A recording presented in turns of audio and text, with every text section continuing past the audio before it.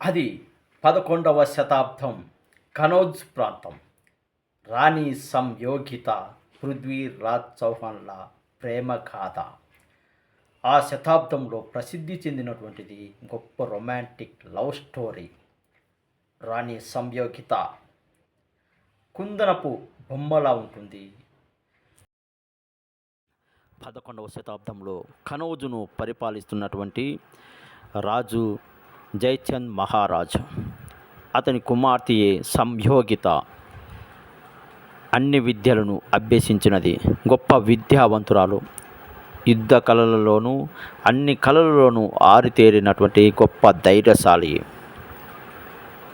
పృథ్వీరాజ్ చౌహాన్ అనేటువంటి గొప్ప మహారాజు వీరోచితంగా పోరాడుతూ ప్రసిద్ధి చెందాడు.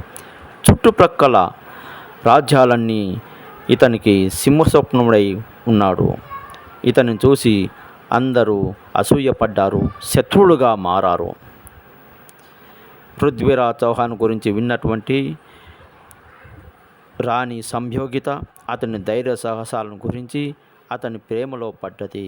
అతను చేసుకుంటే ఈ విషయం తెలుసుకున్న పృథ్వీరాజ్ కూడా ఆమెను ప్రేమించాడు.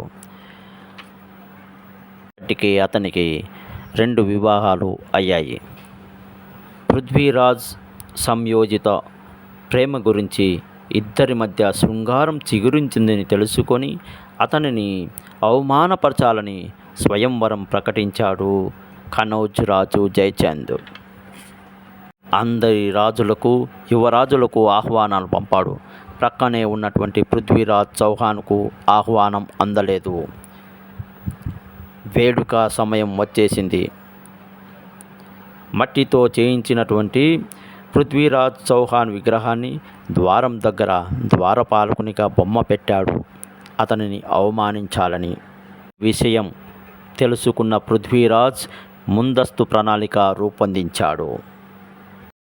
అప్పటికే యువరాజులు అందరూ వరుస క్రమంలో నిలబడ్డారు. వేడుక ఆరంభమైనది.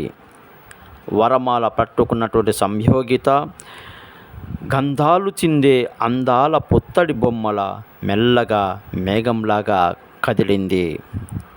అందరూ ఆతృతగా ఎదురు చూస్తూ ఉన్నారు. ఒక్కొక్కరిని దాటుతూ వస్తున్నది. చివరికి చేరుకున్నది. మట్టితో చేసినటువంటి పృథ్వీరాజ్ విగ్రహానికి పూలమాల వేసి ఇతని నా భర్త అని ప్రకటించినది.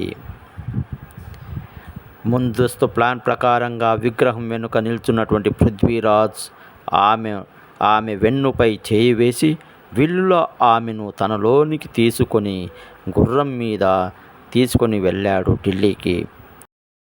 దీనితో ఒక్కసారిగా కంగారు పడ్డ జయచంద్ విస్తుపోయాడు, ఆగ్రహ ఆవేశాలకు లోనయ్యాడు. అప్పటి నుండి ఢిల్లీకి కనౌజ్ మధ్య శత్రుత్వం పెరగసాగింది.